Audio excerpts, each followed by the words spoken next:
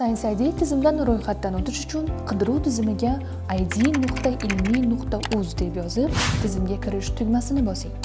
Agar tizimdan avval foydalanmagan bo'lsangiz, ro'yxatdan o'tish tugmasini tanlang. Ochilgan oynada mobil telefon raqamingizni kiriting.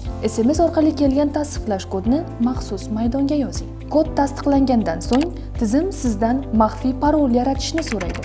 Parolni 2 marta kiritib tasdiqlang.